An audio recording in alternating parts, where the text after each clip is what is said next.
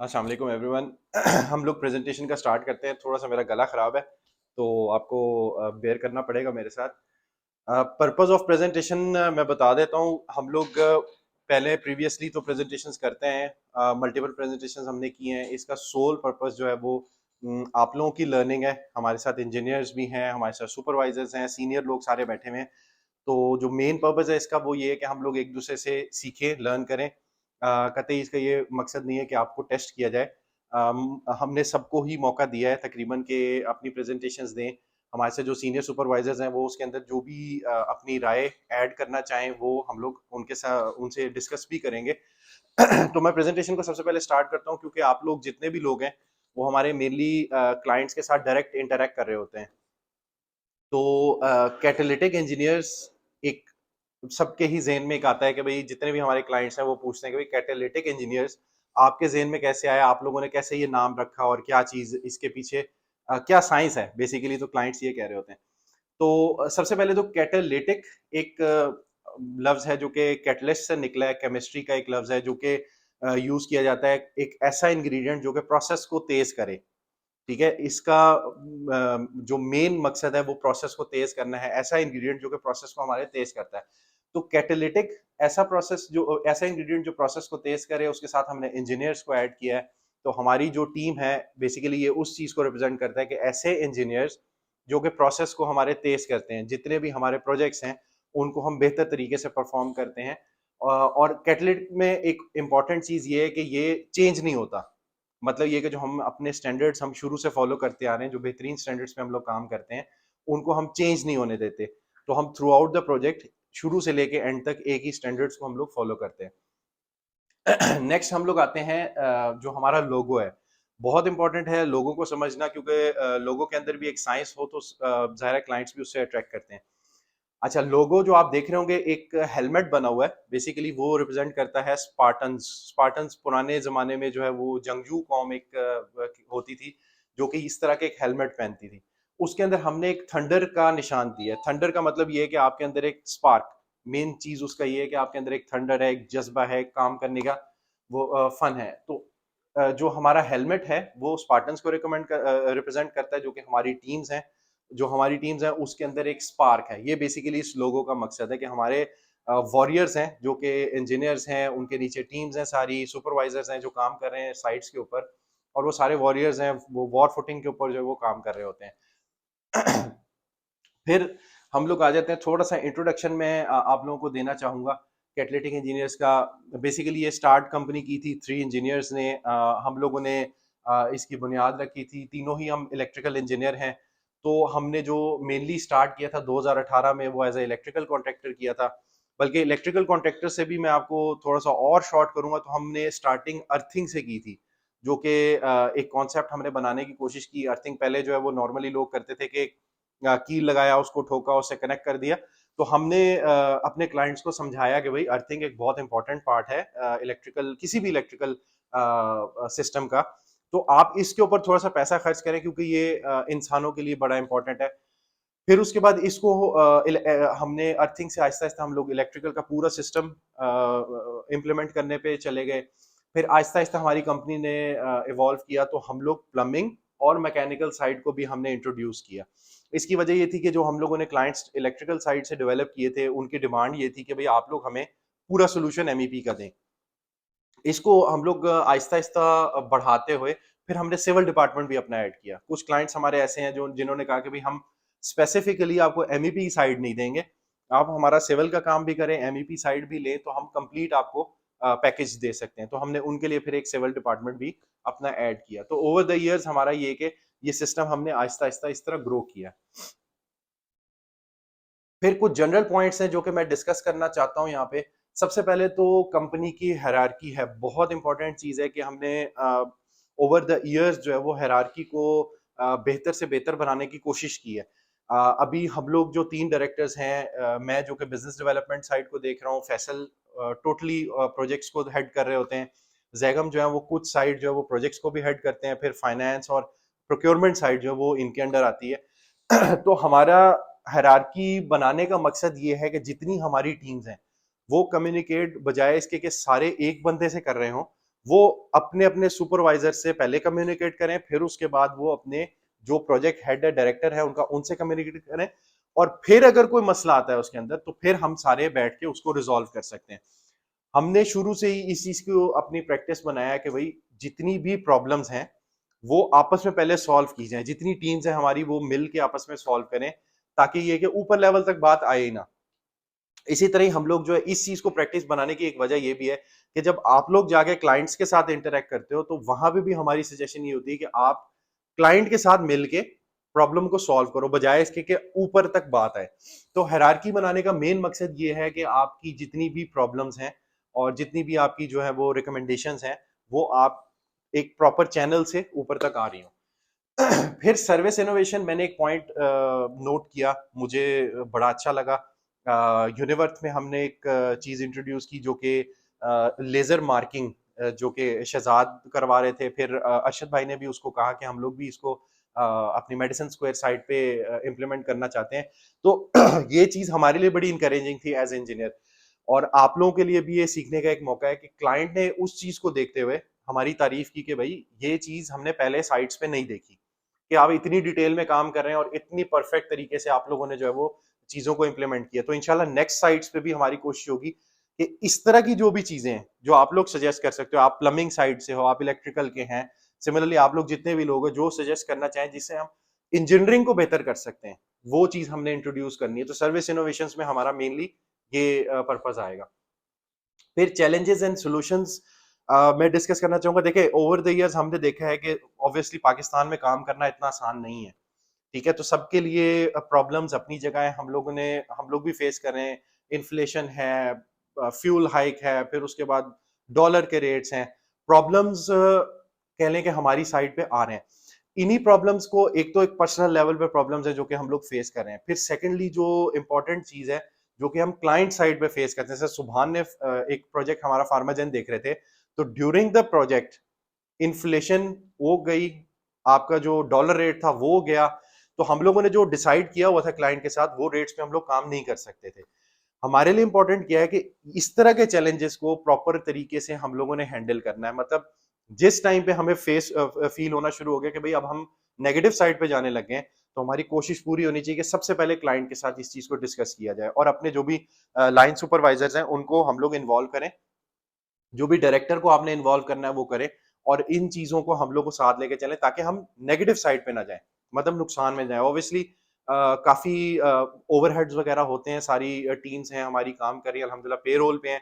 हम लोग क्लाइंट्स को ये चीज बताते हैं बड़े फखर से कि भाई हमने सब लोगों को अपने पेरोल पे रखा हुआ है, और इसकी एक वजह ये है कि हमारी कंसिस्टेंसी, जैसे मैंने लोगों में और पहले भी एक चीज बताई कि हमारी कंसिस्टेंसी होती है कि हम शुरू से लेके एंड तक प्रोजेक्ट को बेहतर तरीके से कंप्लीट करना चाहते हैं।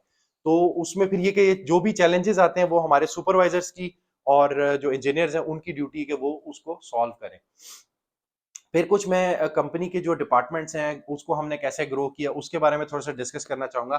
सबसे पहले बिजनेस डेवलपमेंट डिपार्टमेंट है, अब्दुर्रहमान मेरे साथ टीम में है, मैं बेसिकली उसको एज ए डायरेक्टर हेड कर रहा हूँ। हुसाम ने हमें ज्वाइन किया है कुछ अर्सा पहले। ये डिपार्टमेंट हमारे लिए कोर है, जिसी तरह हमारे हमारे लिए बाकी डिपार्टमेंट्स हैं। इस डिपार्टमेंट, ऑब्वियसली ये जो है वो डायरेक्ट प्रोजेक्ट्स में इन्वॉल्व नहीं हो रहा होता, मैं हालांकि नॉर्मली इन्वॉल्व होता हूँ, लेकिन मेरे टीम मेंबर्स जो हैं वो, उनकी मेरी कोशिश होती है कि वो अपनी जो बिजनेस डेवलपमेंट साइड है उस पर फोकस करें। ठीक है, ये लोग अपनी साइड पे फोकस उस वक्त कर सकेंगे कि जब बाकी डिपार्टमेंट्स अपना काम प्रॉपरली करें। ठीक है, उसकी वजह ये है कि देखिए, जब अब्दुर्रहमान एक प्रोजेक्ट के ऊपर एक क्लाइंट से इंटरेक्ट किया, इन्होंने फाइनल किया, इन्होंने सब कुछ किया, तो क्लाइंट चाहेगा कि वो इनसे बात करे कि भाई आपसे हमने निगोशिएट किया था, हमने आपसे फाइनल किया, तो हम आपसे चाहेंगे कि हम बात करें। बट हमारी टीम अगर स्ट्रांग होगी प्रोजेक्ट्स की, तो हमें उसका बेनिफिट ये होगा कि वो क्लाइंट को खुद डील कर सकेंगे, जैसे सुभान ने प्रीवियसली किया भी है, शहजाद ने किया, अरशद भाई करते हैं, मुनीर करता है। तो मेन चीज ये है कि बिजनेस डेवलपमेंट साइड हम लोग चाहेंगे कि वो अपना काम पे फोकस करें, क्योंकि आजकल सबसे बड़ा चैलेंज जो है हमारे लिए बना हुआ है कि प्रोजेक्ट्स कम है। ठीक है, तो ये जब जितनी मेहनत ज्यादा करेंगे उतना हमारे चांस बढ़ेगा कि हम प्रोजेक्ट्स को ले सकेंगे। सिमिलरली जो प्रोजेक्ट मैनेजमेंट डिपार्टमेंट है, आपका डिपार्टमेंट है, फैसल जिसको हेड कर रहे हैं, ये हमारा कह लो कोर डिपार्टमेंट है, जिसमें शहजाद हैं, अरशद भाई हैं, मुनीर हैं, और आपके नीचे जितनी टीम्स हैं, ये मेन हमारा डिपार्टमेंट है, इसको कोर डिपार्टमेंट आप कह सकते हैं। इसकी परफॉर्मेंस पे सारी कंपनी की, जिसको कहते हैं कि वर्थ डिपेंड करती है। इसकी परफॉर्मेंस अच्छी होगी तो क्लाइंट आगे भी हमें रिकमेंड करेगा, अपना काम आगे आता हुआ भी हमें देगा। इस डिपार्टमेंट की परफॉर्मेंस जो है वो मसले में आएगी तो हमें नेक्स्ट प्रोजेक्ट भी नहीं मिलेगा और जाहिर है कंपनी की वैल्यू भी कम होगी। तो ये हमारे लिए कोर एक मैनेजमेंट का डिपार्टमेंट है। इसमें हम लोग कोशिश ये करते हैं कि भाई हम जो इम्प्रूवमेंट ला सकते हैं, जो अपने फाइनेंसेस में और अपनी हद में रह के हम लोग इम्प्रूवमेंट ला सकते हैं, वो हम लाएं, और आप लोगों की सजेशंस भी हम लोग वेलकम करते हैं। फिर तीसरा इंपॉर्टेंट डिपार्टमेंट हमारे पास फाइनेंस डिपार्टमेंट है। ये one of the most important department है क्योंकि इसने हर चीज चलानी है।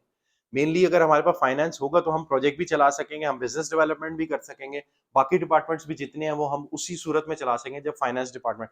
तो इसके ऊपर भी हमने काफी एक अपनी वर्किंग की है, कोशिश कर रहे हैं कि इसको भी और इम्प्रूव किया जाए। और राहील ने नो डाउट बहुत अच्छे तरीके से मैनेज कर रहे हैं। हम चाहते ही हैं कि हम इनके साथ और भी टीम्स को ऐड करें ओवर द ईयर्स, ताकि ये कि और बेहतर तरीके से हम इसको और मैनेज कर सकें। फिर प्रोक्योरमेंट डिपार्टमेंट, जो कि आप लोगों के साथ जो प्रोजेक्ट्स टीम है उसके साथ बहुत ज्यादा एक इसका क्लोज वर्किंग होती है, नईम जिसको देख रहे हैं। अच्छा, इस पे मुझे थोड़ा सा पॉइंट आउट ये करना था कि हमें पहले प्रॉब्लम्स ये फेस करने को पड़ी कि जब हमने मटेरियल भेजा साइट के ऊपर, साइट से चेकिंग हुई, उसके बाद वो वापस आया, तो वो कॉस्ट बेयर की कंपनी ने। हमने इस चीज को इम्प्रूव करना है। अभी फैसल ने नो डाउट इसके ऊपर काफी वर्किंग की है और इसको इम्प्रूव करने की कोशिश की है कि भाई आप पहले पिक्चर्स भेजें या हो सके तो मॉडल्स ही भेज दें, ठीक है, ताकि आपकी चीज वो गलत ना आए। लेकिन इस चीज को सुबहान, शहजाद, अरशद भाई, मुनीर, आप लोगों की रिस्पॉन्सिबिलिटी बनती है कि क्योंकि नईम ने जाके साइट से अपनी जो प्रोक्योरमेंट जहां से भी करनी है उन्होंने, वहां से उन्होंने वो चीज उठानी है, तो आपने उसको पहले वेरीफाई करें, फिर वो आप आगे भेजें, ताकि ये कि हम लोग उसको प्रॉपर वे में कर सकें और कंपनी कॉस्ट बच सके। फिर एडमिन एंड एचआर डिपार्टमेंट, ये हमारे लिए बहुत इंपॉर्टेंट डिपार्टमेंट है क्योंकि देखें, जैसे अभी मैं एक मिसाल देता हूँ, हमारी एक इंशाल्लाह नई साइट शुरू हो रही है, जो अभी एक डिस्कशन हुई है। हो सकता है आप लोग की डिमांड है कि भाई हमें बंदे एक्स्ट्रा चाहिए, ठीक है, तो ये डिपार्टमेंट हमें, अब हम लोग इसको एम्पावर कर रहे हैं कि ये हमें उस चीज में हेल्प करेगा, ठीक है। जो भी बंदे आए वो इनके थ्रू होके हमारी साइट्स के ऊपर आए, ताकि एक प्रॉपर वे में फाइनल नो डाउट फैसल ही करेंगे, लेकिन जो शॉर्ट लिस्टिंग है वो एटलीस्ट हमारा एडमिन डिपार्टमेंट और एचआर डिपार्टमेंट करेगा। फिर बाकी जो रोजमर्रा के काम है हमारे, सबसे इंपॉर्टेंट चीज जो कि एचआर से हटके फिर एडमिन में आ जाती है, वो हमारी एसेट मैनेजमेंट है। एसेट में जितने हमारे टूल्स हैं, ठीक है, जो साइट्स के ऊपर हमारे पड़े हुए हैं और मुख्तलिफ तरह के एसेट्स हैं, वो हमारी मैनेजमेंट, ज़ाहिर है प्रीवियसली हमने उसका कोई नोट नहीं रखा हुआ था। अब अल्हम्दुलिल्लाह काम किया है इन्होंने काफ़ी, और हमारे पास एक प्रॉपर अब उसकी सारा रिकॉर्ड हमारे पास मौजूद है। ठीक है, अब नेक्स्ट हमारा जो प्लान है वो रिकवरी डिपार्टमेंट को हम लोगों ने लेके आना है, क्योंकि हमें ये लगता है कि ओवर द ईयर्स हमने देखा है कि क्लाइंट्स जब तक उनके पीछे ना आप पड़े रहें, वो पेमेंट्स में बहुत ही माठे होते हैं। अभी ये सुबहान भी एक फार्माजेन को जैसे देख रहे हैं, तो मतलब एक टाइम हो गया कि जब से हमारा बिल क्लियर नहीं हुआ। तो रिकवरी डिपार्टमेंट हमें जो है वो एक इंशाल्लाह फ्यूचर में हमारा प्लान है कि इसको लेके आए, ताकि क्लाइंट्स के साथ जो है वो रिकवरी के ऊपर भी काम किया जा सके। तो ये एक मेरी छोटी सी प्रेजेंटेशन थी। एक मैं वीडियो आपको दिखाना चाहूंगा, क्योंकि मैं ये चाहता हूं कि आप लोग जितने भी लोग हैं, ठीक है, वो एज अ टीम काम करें। हमारा मेन पर्पस ये है कि जितने लोग हमारे साथ काम कर रहे हैं वो एज अ टीम काम करें। हम लोग ये चाहते हैं कि बजाय कोई बंदा एक दूसरे को लेग पुलिंग जिसको कहते हैं वो करे, वो खुद ग्रो करे, वो अपने बारे में बताए कि भाई मैं ये कर सकता हूं, अपने आप को प्रूव करे, अपनी टीम। अच्छा, जो सुपरवाइजर्स हैं, स्पेशली उनके लिए, इंजीनियर्स हैं, सुपरवाइजर्स हैं, आप लोगों के लिए ये है कि जो आपकी टीम्स हैं वो कितनी डेवलप हो रही हैं। देखें, आप लोगों को सुपरवाइजर बनाने का मकसद ये है कि हमें पता है आपकी कैपेबिलिटी है, ठीक है, लेकिन हमें ये भी पता है कि आपके साथ जो लोग काम कर रहे हैं वो आपसे कम है कैपेबिलिटी में। उनको आपने अपने लेवल पे कैसे लेके आना है। मैं ये नहीं कहता कि आप बिल्कुल एट पार ही ले आए उनको, बट उनको इंप्रूव करें। जो वो जिस तरह हमारी कंपनी में आए हैं उससे वो बेहतर होने चाहिए, ठीक है। ये चीज हमारी जो है वो मेनली इसके अंदर है। तो एक छोटी सी वीडियो है, वो मैं आपको दिखाना चाहूंगा, ताकि ये कि फिर उसके बाद मैं अपनी प्रेजेंटेशन एंड करूंगा।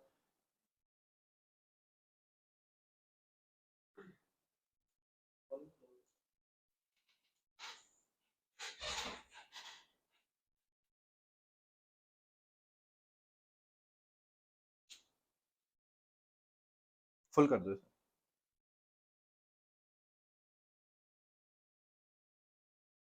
नहीं अभी भी नहीं आई बात।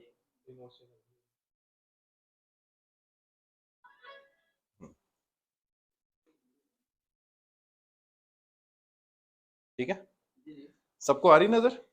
ये प्लीज एक वीडियो देखिए। Once upon a time, a turtle and a rabbit had an argument about who was faster. They decided to settle the argument with a race. The turtle and the rabbit both agreed on a route and started off the race. The rabbit shot ahead and ran briskly for some time. Then, seeing he was far ahead of the turtle, he thought he'd sit under a tree for some time and relax before continuing the race. He sat under the tree and soon fell asleep. The turtle, plodding on, overtook him and soon finished the race. Emerging as the undisputed champ, the rabbit woke up and realized that he'd lost the race. The moral of the story is that slow and steady wins the race. This is the version of the story that we've all grown up with. But our version of the story continues. The rabbit was disappointed at losing the race, and he did some thinking. He realized that he'd lost the race only because he had been overconfident, careless, and lax. If he had not taken things for granted, there's no way the turtle could have beaten him. So, he challenged the turtle to another race. The turtle agreed.